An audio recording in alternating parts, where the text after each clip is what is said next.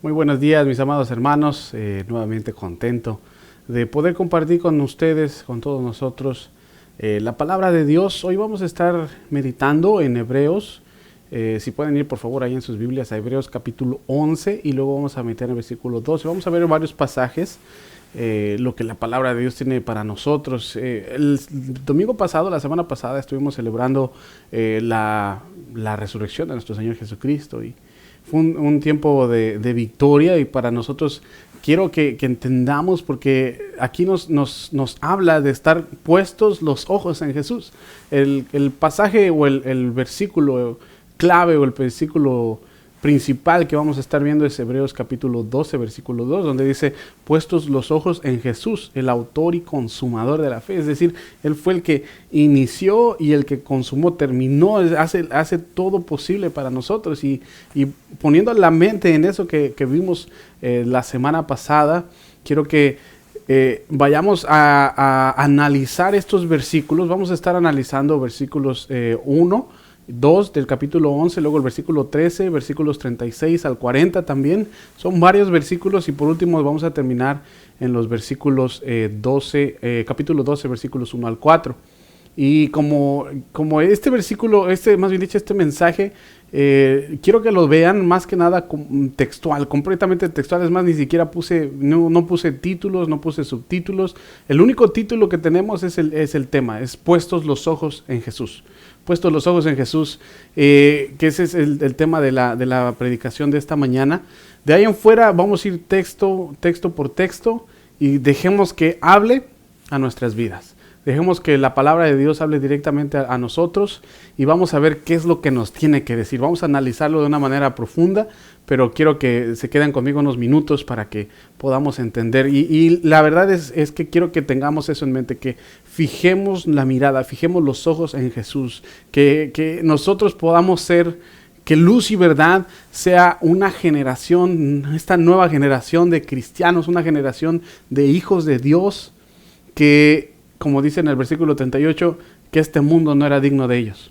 Y en eso vamos a apuntar el mensaje, en eso apunta los versículos que vamos a estar viendo el día de hoy.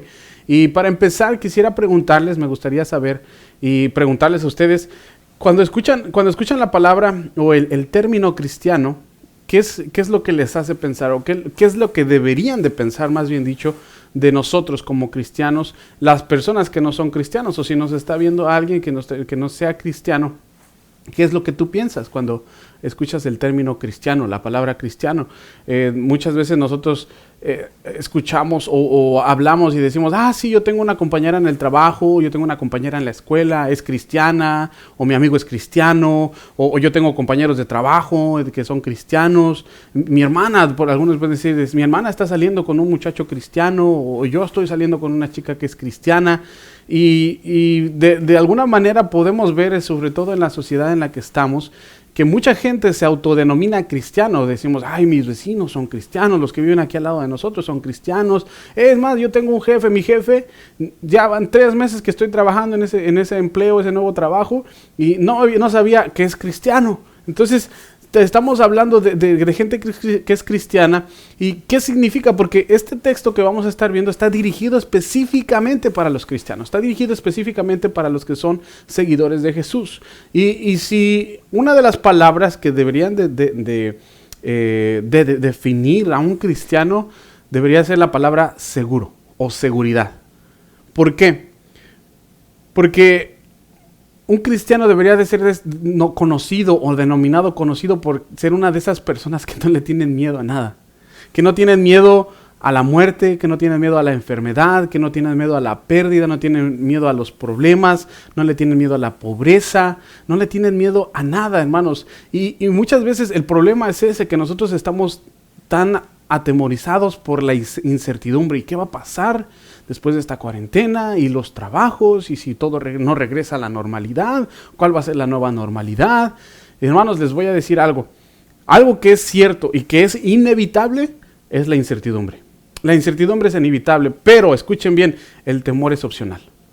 Otra vez, la incertidumbre es inevitable, pero el temor es opcional. Nosotros podemos tomar la decisión o la opción de tener miedo. ¿Por qué? Porque sabemos que nuestro Salvador y nuestro jefe, el autor, el maestro, el consumador de la fe, el que inició todo esto, hermanos, entiendan, claramente fue una persona muy, pero muy, muy valiente. Lo vimos, como les decía la semana pasada, en la resurrección de nuestro Señor Jesucristo. Pablo lo pone ahí en Colosenses como el que triunfó, el que despojó a potestades, a principados.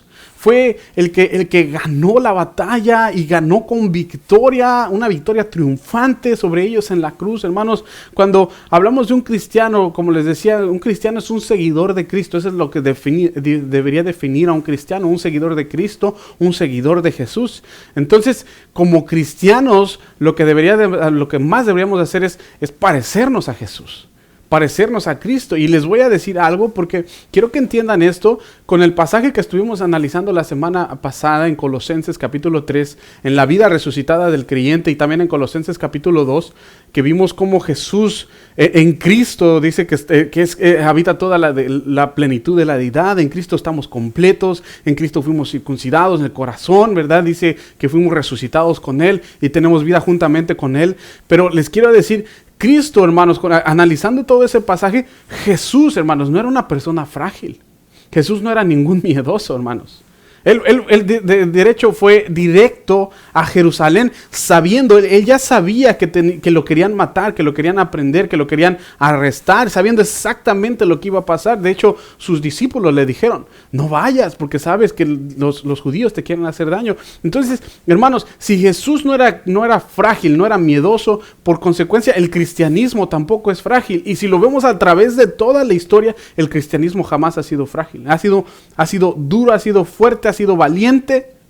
De hecho, en Hechos dice, déjenlos, dice, si esto es de Dios, va a continuar, si no va a perecer. Y ha existido el cristianismo por más de 2000 años. Ahora, como seguidores de Jesús, tampoco deberíamos de ser frágiles, tampoco deberíamos de ser miedosos, no deberíamos ser atemorizados. Jesús fue valiente. Hermanos, Pedro era sólido como una roca. De hecho, ahí viene la palabra Pedro, ¿no? Piedra. Pablo fue más duro que el acero. Ahora, el problema es que si nos hacemos esa pregunta, ¿y qué pasó con nosotros? Porque cuando ahora hablan de un cristiano, o hay muchos cristianos hoy en día que están llenos de miedos, están llenos de inseguridades, de incertidumbres, gente que abandona la fe. De hecho, eso es lo que estamos estudiando también en Santiago los viernes. Y bueno, hermanos, esta carta que estamos viendo, vamos a estar viendo ahorita en este momento de Hebreos. De hecho, no conocemos el autor, no hay nombre de autor. No sabemos tampoco, no se sabe si fue hombre o fue una mujer. Yo me voy a referir al autor de los Hebreos. Y este hombre habla a los cristianos del primer siglo. Y cuando les muestra el cristianismo, les muestra la fe, hermanos, déjenme decirles esto y quiero que ustedes lo tengan. El cristianismo en el primer siglo fue un movimiento que era llamativo, un movimiento que era irresistible, era como algo que todos querían ser, era como que todos querían ser parte de la resistencia. Esa era la resistencia, todos querían ser parte del cristianismo. Era un grupo pequeño de gente que vivía sin miedo cuando había mucho que temer. Cuando había problemas, había gente que los quería matar, los querían sacrificar, los querían, pues los estaban persiguiendo. Y el problema, hermanos, es que es cuando otra vez escucho y miramos a nuestro alrededor a los cristianos hoy en día y pensamos en lo que está sucediendo en el mundo, pensamos lo que está sucediendo en nuestro país, especialmente con esta cuarentena, hermanos, y especialmente cuando ahorita la economía ya es tan insegura. Muchos dicen, no, que la economía no va a ser lo que fue antes, va a cambiar totalmente. Es como si los cristianos que estamos en el resto del mundo dijeran, bueno, ¿y qué está pasando? Y yo estoy seguro, hermanos, que si Jesús nos está mirando en este momento, estaría pensando, ¿qué? O sea, tú vives, imagínense, pensando en una persona como nosotros que vivimos aquí en Canadá, en Montreal. Y tú vives en Canadá, en el norte del país, y te estás volviendo loco, te estás atormentando por la economía. Y la pregunta que diría Jesús, ¿y te has olvidado a quién sigues? Jesús te diría, yo entré a Jerusalén cabalgué en un pollino, en un burro, por la calle principal de Jerusalén, sabiendo exactamente a lo que iba a ir.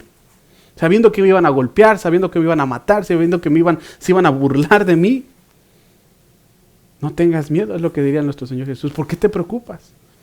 Pero para los cristianos del primer siglo, hermanos, y quiero que nosotros entendamos esto, porque los cristianos del primer siglo, si ellos supieran todo lo que iba a pasar, o lo que iban a pasar, muchos de ellos tal vez, como les digo, hubieran tal vez ni siquiera se hubieran imaginado todo lo que iba a pasar 2000 años después. Todo lo que nosotros sabemos de la historia, de todo lo que va desde la muerte y resurrección de nuestro Señor Jesucristo hasta la venida del Espíritu Santo, la iglesia, los concilio Niceo, todos los concilios, y luego la iglesia reformada, y todo lo que se ha dado, hermanos,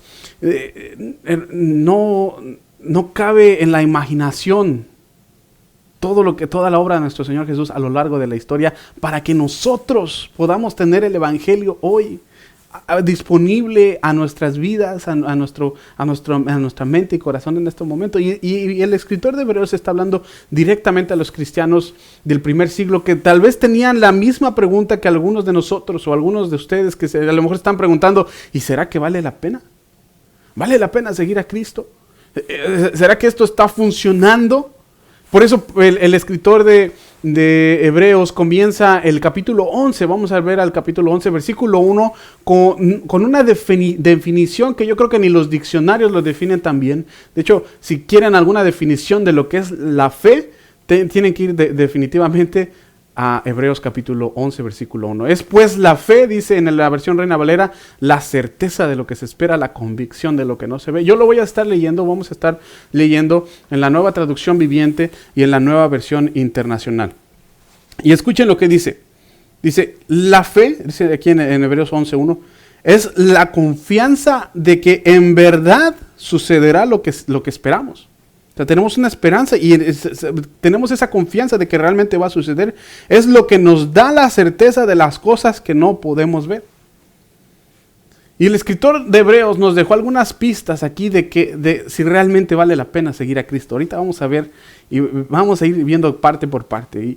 Y el escritor de Hebreos en este momento, si ustedes ven, empieza a mirar hacia atrás, aquí en el capítulo 11 de Hebreos. Empieza a mirar a todos los héroes de la fe. De hecho, lo podemos conocer como el Salón de la Fama de la Fe, el capítulo 11. Empieza a hablar desde Abel, desde Noé, a Moisés, Abraham, Jacob, Isaac. Y luego todavía dice, y si todavía les dijera de los profetas, de Gedeón, de Josué, diciendo, no cabría todo lo que les tendría que decir. Entonces dice, es pues la fe es la confianza de que en verdad va a suceder lo que esperamos, es lo que nos da la certeza de las cosas que no podemos ver. Y luego dice, por su fe, esa gente de antaño, o en la versión Reina Valera dice, nuestros antepasados, esa gente gozó de una buena reputación por su fe. Entonces, la fe es la confianza de que Dios, hermanos, escuchen esto, la fe es la confianza de que Dios va a hacer lo que prometió que dijo que iba a hacer. Eso es la fe.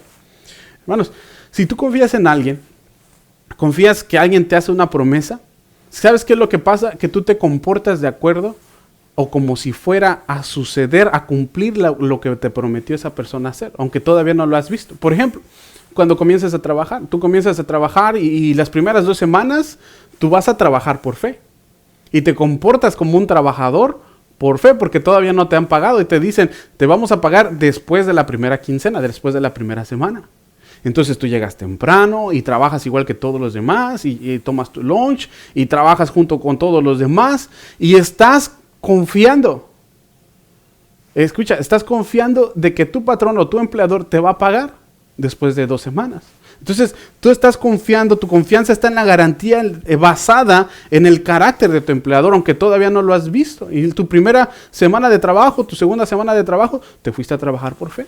Entonces, el autor empieza a enumerar, como les digo, un montón de personajes del Antiguo Testamento, Noé, Sara, Abraham, que se comportaron como si hubieran mantenido esa promesa, como si Dios hubiera mantenido esa promesa, aunque nunca la vieron, pero que Dios mantuvo esa promesa. Ahora, la parte de este pasaje del que nadie habla son los siguientes pasajes, los siguientes versículos que vamos a ver, porque muchos se quedan con que, la fe hace esto, y por la fe movieron montañas, y por la fe salió agua de una peña, y por la fe hizo esto, y por la fe otro, y muchos pastores o muchos maestros empiezan a tomar esto y sacar un tanto de su contexto, tomándose como que la fe, dice, y todo lo puedo en Cristo que me fortalece. Por la fe, dice, sin fe es imposible agradar a Dios. Y sí, eso es real, pero si nos saltamos los otros pasajes que les voy a mostrar del mismo capítulo, hermanos, no estamos poniendo en perspectiva todo lo que la fe hace y todo lo que la fe es.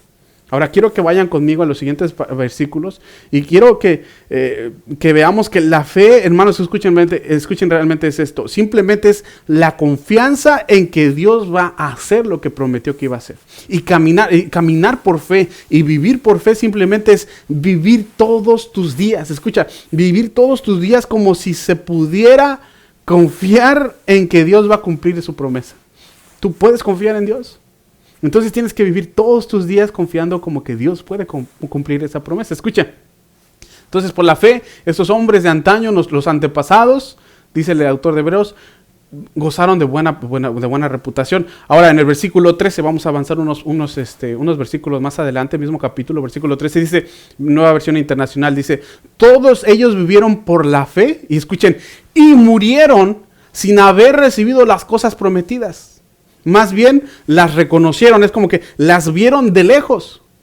O sea, vivieron una vida entera esperando la promesa de Dios y murieron sin haber recibido todas esas promesas y las vieron a lo lejos, vieron desde lejos. Abraham nunca vio la promesa, Isaac nunca vio la promesa, Josué, Moisés, David nunca vieron esa promesa y generación tras generación vivieron sin haber visto la promesa y sin embargo, hermanos, siempre se mantuvo un núcleo, siempre hubo un remanente fiel, siempre hubo un grupo de personas que eran absolutamente fieles a Dios porque estaban confiando en que Dios podía cumplir la promesa.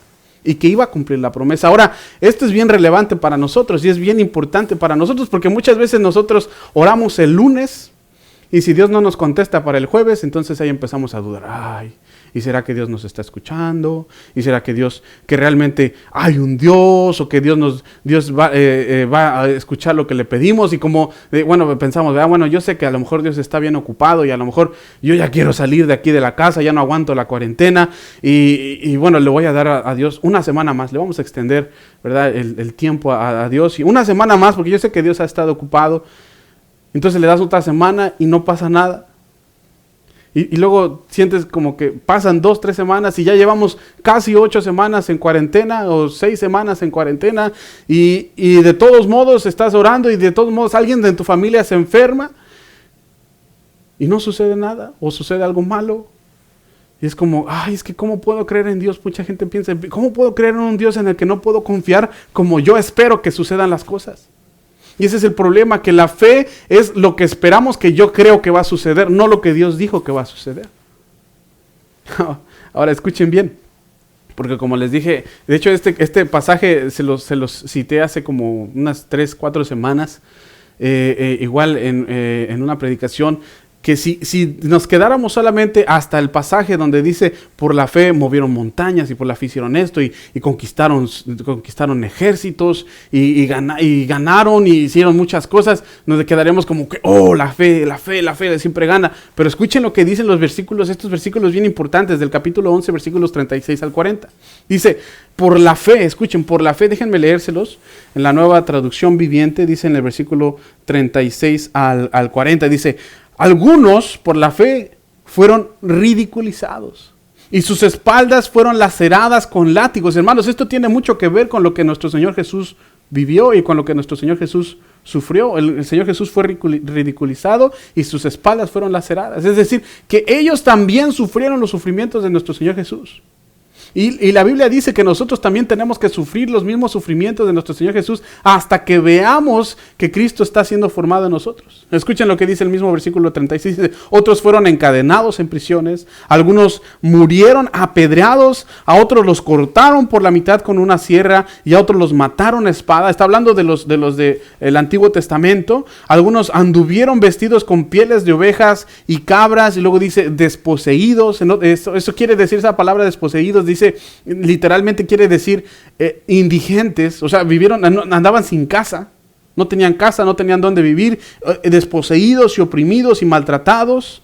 Entonces, había una versión, hubo una generación de cristianos o de hijos de Dios, de seguidores de Jesús, que vivieron una fidelidad de Dios que provocó vivir una vida heroica, hermanos, una vida de martirio. Era impresionante. Entonces te preguntas, ¿y quiénes eran esas personas? Me encanta porque empieza a decirte y empieza a listarte desde el principio, desde Génesis. Todas estas personas que por su fe fueron justificados, Abraham, Moisés, Noé, todos ellos. Y me encanta porque ahí hace una pausa y de repente, hermanos, este versículo 38 a mí me impacta. Es un versículo que me encanta porque esto es lo que quiero que se diga de luz y verdad. Que la gente cuando nos conozca diga esto. Versículo 38 dice, este mundo no era digno de ellos. Y dices, wow. O sea, el autor de Hebreos está pensando, el mundo no era digno de ver este tipo de personas y sin embargo aquí estuvieron. Escuchen, hermanos, porque dice, vagaron por desiertos y montañas y se escondieron en cuevas y en hoyos de la tierra. Debido a su fe, todas estas personas, nuevamente repite lo del versículo 13, gozaron de buena reputación, aunque ninguno recibió todo lo que Dios había prometido. Mantuvieron su fe. Y me encanta el versículo 40, dice, pues Dios tenía preparado algo mejor para nosotros. Allá nos está incluyendo a nosotros también. O sea, no solamente está hablando de Antiguo Testamento, está hablando ahora los del Nuevo Testamento, la iglesia, y todo, está hablando hasta nosotros, nos está incluyendo a nosotros. Dice, tenía algo mejor para nosotros, de modo que ellos no llegaran a la perfección sin nosotros. Y es que el plan de Dios, hermanos, se cumplió, se perfeccionó a través de ellos y luego terminó la obra en Cristo Jesús y continúa a través de nosotros. Dios está haciendo un trabajo perfecto. Y la palabra perfecto, otra vez, la palabra es teleio. La palabra que significa, es para completar una actividad, significa completar, terminar, lograr, poner fin, llevar a su objetivo. El Señor Jesús dijo, tetelestai, ese es el perfecto de, ya está consumado, ya está hecho. Ya Cristo hizo toda la obra. Entonces, hermanos, nosotros ya recibimos la promesa que Dios había hecho a estas personas. Ellos estaban esperando, dice, lo vieron a lo lejos, lo reconocieron a lo lejos, pero nosotros ya lo recibimos. Ellos lo reconocieron, estaban esperando y fueron fieles. Ahora nosotros, hermanos, ya lo recibimos y tenemos que seguir con esa fidelidad. Ahora, el hecho es que nosotros estamos mirando hacia atrás. Estos hombres del Antiguo Testamento estaban mirando hacia enfrente, hacia adelante, lo vieron a lo lejos. Nosotros vimos que ya sucedió. De hecho, nosotros lo celebramos hace 8 días, en el domingo de resurrección. Jesús resucitó. Ellos estaban mirando hacia atrás. Dios le prometió a Abraham, le hizo una promesa, le dijo en Génesis 12, le dice, y en tu nombre serán benditas todas las familias de la tierra. Y esa promesa se cumplió hasta nuestro Señor Jesús. Cristo vino a cumplir esa promesa, resucitó de entre los muertos, hermanos, y la iglesia comenzó con la obra de nuestro Señor Jesucristo. Y no solamente comenzó, sino que sobrevivió y todavía eso prosperó, porque la Biblia dice que estos hombres también fueron encadenados, igual también fueron golpeados, fueron muertos a espada, fueron martirizados.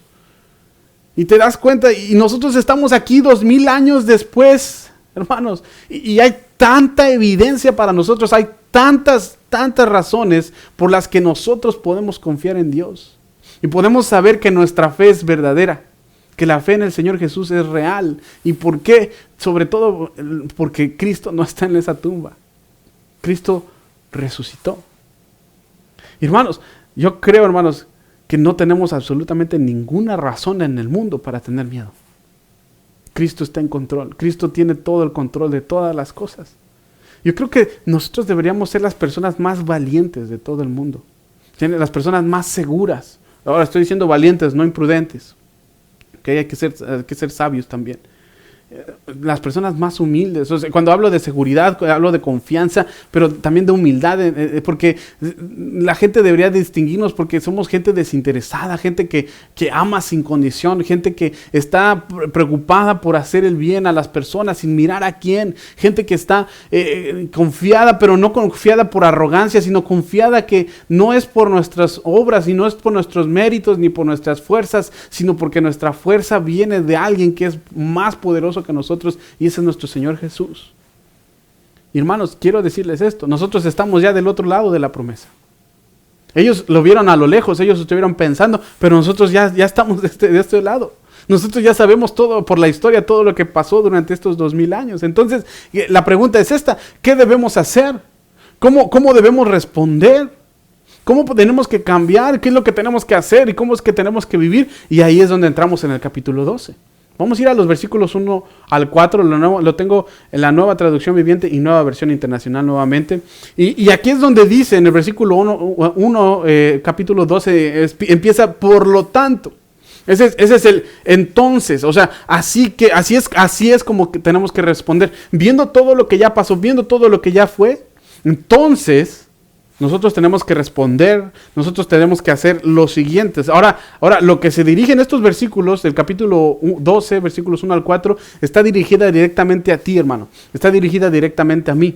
Los que somos los receptores ya de la promesa, los que conocemos toda la historia. Dice, por lo tanto, ya multitud de testigos. En la versión Reina Valera dice, que ya que estamos rodeados de una nube tan grande de testigos de la vida de la fe, hermanos, las personas que vivieron la fe ante nosotros, no solamente, escuchen, porque no solamente los del Antiguo Testamento, no solamente los del Nuevo Testamento, todas esas personas son nuestra gran multitud, es tan grande como dice en la Reina Valera, que es como una nube de testigos de la vida de fe, que, hermanos, estas personas pagaron un precio extraordinario para que tu fe, hermanos, para que tú escucharas la historia de Cristo. Para que nosotros conociéramos lo que Cristo hizo por nosotros. Estos hombres vivieron y murieron y sufrieron para que nosotros llegáramos a escuchar la historia de nuestro Señor Jesús. Y no solamente eso, Jesús pagó el precio más alto. Él fue a la muerte por ti y derramó su sangre por mí. Hermanos, esto no es un cuento de hadas. Esto es historia pura. Y esto es la realidad de lo que pasó en nuestras vidas. ¿Y todo para qué? Para que nosotros ahora en este tiempo digamos, no, es que hay que escondernos, estamos en cuarentena, nos empezamos a quejar, hay que atesorar, hay que guardar el papel de baño, hay que comprar, hay que llenar nuestras alacenas, aunque no necesitemos, pero hay que llenarlos, hay que guardar ahorita la Biblia, escóndanla ahí en el cajón, tenemos que construir un búnker, aunque sea, o un refugio para que todos entremos ahí y comprar más municiones, ¿no?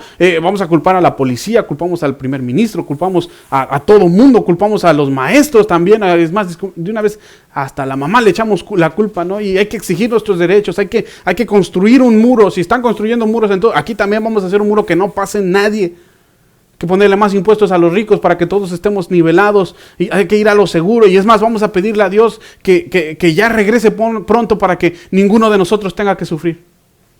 Muchas personas ya están pensando, y ya será que va a venir el arrebatamiento, y ya será que estamos en los últimos días. Estamos en los últimos días, obviamente, estamos en los últimos días, pero tenemos que seguir confiando en Cristo. Dios está en control. Y te imaginas, hermanos, porque dice, así que ya estamos rodeados de tan grande multitud, tan grande nube de testigos. ¿Te imaginas, hermanos, cómo sonamos a esta gran nube de testigos? ¿Cómo sonamos a estas personas? Imagínate cómo sonamos a los que vinieron, a los que vivieron antes que nosotros. Y no solo eso, imagínate cómo sonamos a las personas que realmente pagan con su vida por decir que son cristianos hoy en día. Gente que vive en Siria, en Corea del Norte, que viven en Irak. Gente que están en campos para refugiados, papás que no saben dónde están sus hijas, dónde están sus esposas.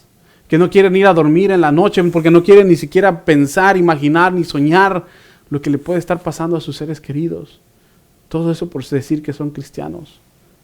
Entonces dice, por lo tanto, hermanos, por tanto, así que, dado que estamos rodeados de tan grande nube de testigos, dice, desechemos. Lo mismo que decía Pablo en la semana pasada en Colosenses. Tenemos que dejar el viejo hombre, desechemos, quitémonos. Es como quitarte la ropa, todas las capas, todos esos obstáculos que se interponen, que te quitan, te hacen, no te pueden hacer caminar bien o correr bien, que obstruyen el camino. Dice, quitémonos todo peso que nos impida correr. Especialmente dice el pecado que tan fácil nos hace tropezar. Otra vez dice, hagan morir, lo que decía Pablo la semana pasada, hagan morir en ustedes las inmundicias, la impureza sexual, la ira, el enojo, las blasfemias, las conversaciones obscenas, todas esas cosas por las cuales los hijos de desobediencia recibirán la ira de Dios. Entonces lo primero que tenemos que hacer es mirarnos a un espejo y preguntarnos, entonces, ¿qué es lo que me detiene, hermanos? ¿Qué es lo que me hace no estar completamente comprometido con Dios, con Cristo? Escuchen, con Cristo es con los que nos comprometemos. ¿Qué es lo que me hace tener miedo? ¿Qué es lo que me hace que me detenga por el miedo, que me paralice? Te voy a decir, bien importante, porque aquí lo está diciendo en el versículo 1. Hermanos, existe una relación entre nuestra capacidad de seguir a Cristo y nuestra voluntad de tratar con nuestros pecados personales. Otra vez, hay una relación entre nuestra capacidad de seguir a Cristo y nuestra voluntad o nuestra falta de voluntad de tratar con nuestros pecados personales. Decimos, no estoy tan mal, no pasa nada, yo estoy mejor que otros. Y seguimos viviendo en pecado. Entonces, viendo todo eso, dice, despójate, quítate todo peso de pecado, ya no sigas en lo mismo. Y luego dice, y corramos con perseverancia la carrera que Dios nos ha puesto por delante. Hermanos, esta generación de cristianos, esta generación de luz y verdad, tiene una carrera específica que correr. Esta generación, nosotros tenemos un papel específico que jugar en esta sociedad, en esta sociedad quebecoa o no sé, latina, donde estemos, hermanos, tenemos una diferencia que hacer. Ahí donde estén ustedes, en cualquier comunidad, tienen algo que hacer en nuestra cultura, en el mundo. Y hermanos, lo hemos visto, lo estamos viviendo y lo hemos aprendido. Hermanos, la iglesia no es el templo, no es el lugar. La iglesia somos nosotros. Y la diferencia la hacemos nosotros donde estemos. Entonces, despojémonos de todo esto, dice. Y luego fíjense lo que dice el versículo 2 en la Nueva Versión Internacional. Dice, entonces, si ya nos dejamos de todo eso, ¿qué tenemos que hacer? Dice, fijando nuestros ojos en. O sea, puestos los ojos, como es el título, puestos los ojos en ¿quién? Y ahí es donde está el problema, porque ¿en quién fijas tus ojos, hermano? ¿En quién fijas tus ojos, querido amigo que nos escuchas? ¿En quién estás centrado? ¿En este problema en el que estamos viviendo? ¿En tu seguridad? ¿En tu economía? ¿O estás concentrado en quién le vas a echar la culpa? No, dice la Biblia, fijemos nuestra mirada, fijemos los ojos en Jesús. Ahí está el punto de referencia, es Cristo, es Jesús. Y nuestra pregunta, nuestra manera de vivir debería de ser la siguiente, debería ser preguntándonos todos los días, ¿qué haría Jesús? ¿Cómo respondería Jesús? ¿Qué diría Jesús en esta situación? Es decir, si yo soy un seguidor de Jesús, ¿qué es lo que Jesús haría en mi lugar? Y vivir de esa manera. Imagínate que nosotros viviéramos de esa manera todos los días. ¿Qué haría Jesús? ¿Qué diría Jesús? ¿Cómo respondería Jesús? Y hermanos, ese modo de pensar fue el que cambió este mundo una vez. Una vez cambió el mundo esta manera de pensar. Y te aseguro que puede volver a cambiarlo otra vez. Pero no si tenemos miedo. Y está hablando, dice, puesto los ojos en Jesús, el iniciador, dice ahí en la Nueva Versión Internacional, el autor, dice en la Reina Valera, es realmente la traducción más cercana podría ser el pionero. En el griego es el archos, se traduce como el campeón, el príncipe, lo traduce también en Hechos, el líder, el creador. Él es el fundador, Jesús es el fundador de la fe. Y dice, el autor, el iniciador y el perfeccionador, el que consumó nuestra fe. La palabra en el griego es el telebatios. Es el que terminó, hermanos. Por eso dice, él dijo, consumado es. Terminó la carrera, hermanos, que nosotros teníamos que correr. Es la única palabra, hermanos, es la única vez que se dice o se escribe esta palabra en el Nuevo Testamento. Y es uno que logró llegar al final. La carrera que tenemos por delante, ya Cristo la corrió por nosotros. Y Él la corrió con fidelidad. Aquí hay fidelidad implícita en llegar hasta el final. Y esto, hermano, es una implicación personal. Eso quiere decir que la fe es nuestra carrera. Es personal. No puedes correr la carrera por nadie más, ni nadie puede correr la carrera por ti. Entonces, en Cristo tenemos que poner la mirada, en Jesús, el autor, el iniciador y consumador de la fe, el que terminó la fe, que terminó, consumó todo esto. Y luego dice, me encanta porque dice, quien por el gozo que le esperaba, soportó. La palabra es poneró, es soportar, actuó. Quiere decir que permaneció detrás, que aguantó, que soportó la aflicción. Y luego me encanta porque dice, menospreciando la vergüenza que ella significaba. Hermanos, el problema con la crucifixión no era el dolor. Hermanos, porque yo sé que Jesús conocía el dolor, pero el problema con la crucifixión no era el dolor, era la vergüenza. Y te aseguro que Jesús como niño, sin duda alguna, Jesús como niño vio la cruz, vio el sufrimiento, escuchó los dolores, los gemidos, los gritos de dolor, porque Jesús junto con toda la comunidad judía entendieron el terror asociado que había con la crucifixión y entendió la vergüenza que significaba para él. Hermanos, los romanos no inventaron la crucifixión, los romanos la perfeccionaron. Para que fuera el dolor más grande que pudieran soportar, los días más posibles que pudieran aguantar y la vergüenza más grande que pudieran vivir. Y Jesús había visto lo que sucede con un cuerpo después de estar colgado día tras día tras día, y sabía lo que pasaba con un crucificado. Él lo vio venir, lo sabía, lo había visto. No necesitaba imaginárselo, sabía exactamente lo que esperaba. Pero dice la palabra, menospreció. Me encanta porque la palabra es catafroneo. La palabra quiere decir, cuando menospreció, quiere decir que no retrocedió, no se echó para atrás. Es decir, que miró y lo vio hacia abajo como diciendo, eso no, a mí no me va a impedir, no me va a intimidar, no dejó que la vergüenza lo alejara, lo parara.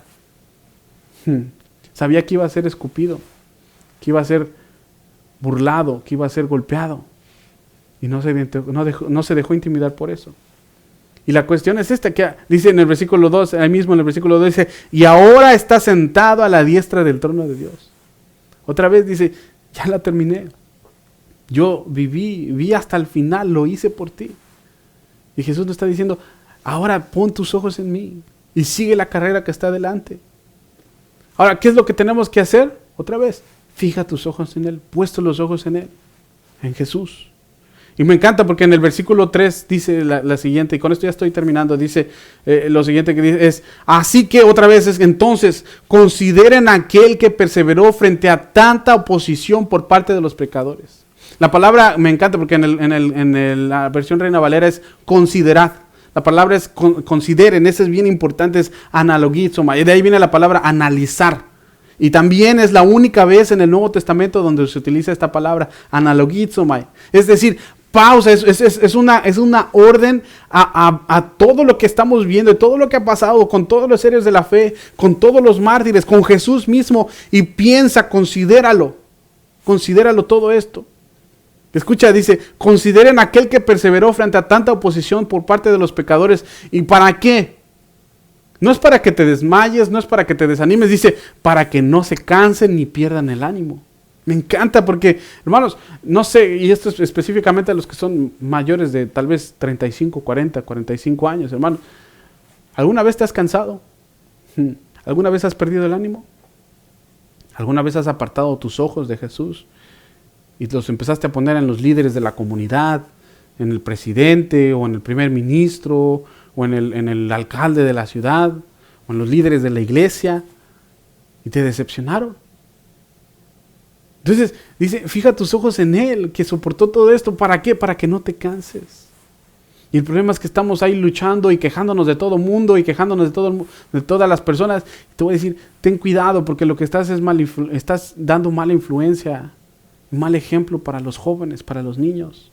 Ese es el problema. Estamos enseñando a la próxima generación de cristianos a fijar la mirada en el gobierno, en el sistema de salud, a fijar la mirada en los líderes de la iglesia, a fijar la mirada en todo mundo excepto en Cristo. Y hermanos, el gobierno importa, la salud importa, los líderes de la iglesia son importantes, pero nada de eso es tan importante como fijar la mirada en Cristo Jesús. Y sobre todo, hermanos, lo que hace lo que va a hacer en tu vida al fijar la mirada en Cristo Jesús, ¿sabes lo que va a hacer? Es cambio de comportamiento. Vamos a cambiar. Porque hubo una vez, hermanos, un puñado de seguidores de Jesús que se comportaron de manera diferente, es lo que está diciendo. Y hubo gente de los antepasados, los antiguos, que se comportaron de una manera diferente, que empezaron a cambiar su comportamiento. Vivieron con esa fe, con fidelidad en Dios. Y tanto que el cristianismo se puso de moda. Fue el movimiento del comportamiento como cristiano. Compórtate como un verdadero seguidor de Jesús. Y no te canses, no pierdas el ánimo. Ahora, los que son menores de 35, 40 y 45 años, especialmente a los que están entre los 20 y los 30, hermano, te voy a decir, escucha bien, no te canses, ni te desanimes, no te fijes, no pongas tus ojos en las redes sociales, no pongas tus ojos en el gobierno, en el mundo, no fijes tus ojos en todo lo demás, fija tus ojos en Cristo Jesús. Que seamos una generación, escucha, que sean una generación, ni siquiera pongas tu mirada en esta generación, en la que yo represento. Fija tus ojos en Jesús, el autor, el iniciador y consumador de la fe. Hermanos, hubo un tiempo, otra vez, lo vuelvo a decir, una vez que hubo seguidores de Jesús de tu edad, de 20, 30 años, que se comportaron de manera diferente y que cambiaron el mundo. Y luego el autor, me encanta esto porque el autor termina esta parte, y con esto quiero terminar el versículo 4, termina como dando el último golpe, el último derechazo, y prácticamente como burlándose, ¿no?, de nosotros. Dice, es como si dijera, además, escucha, además, es que en el versículo 4 dice, en la lucha en la que ustedes libran contra el pecado, todavía no han tenido que resistir hasta derramar su sangre.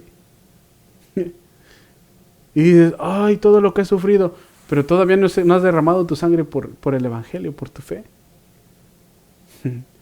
Imagínate, hermano, imagínate una generación de cristianos de las que se digan, una generación de luz y verdad, de la que se diga como en Hebreos 11:38, que este mundo no era digno de ellos.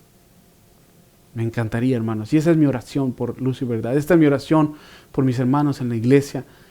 Hermanos, que la gente diga cuando nos vea como cristianos y digan, son cristianos, y esos que están ahí en el 1661 de Sangreguá, ¿quiénes son? Son gente que este mundo no es digno de ellos. Son diferentes, hacen la diferencia. Y que digan, eran las personas, me encantaría que dijeran, son las personas más fantásticas que puedes conocer, son desinteresados, están llenas de fe, no tienen miedo, están llenas de valor, son gente compasiva, gente de entrañable misericordia, gente de amor, paz, paciencia, benignidad. Todo eso que estuvimos estudiando la semana pasada. Sí, son medio raros a veces, no los entiendes, ¿verdad?, con lo que dicen y lo que hacen, pero te aseguro que eran unos verdaderos seguidores de Jesús. Eran valientes. Algunos eran electricistas, otros a lo mejor jefes de construcción, algunos tenían sus propias empresas, otros tal vez eran maestros, pero sobre todo eran verdaderos seguidores de Jesús. Tú podías ver reflejado a Cristo en ellos. Hermanos, mi pregunta es, ¿por qué no decidimos ser la generación de cristianos, la generación de luz y verdad para quienes este mundo no sea digno de ellos?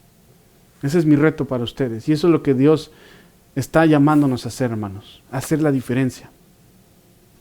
Tenemos que poner nuestros ojos en el verdadero autor y consumador de la fe, en Cristo Jesús. Y hermanos, te digo, tenemos todas las razones del mundo para intentarlo. Y no tenemos ninguna excusa para no hacerlo.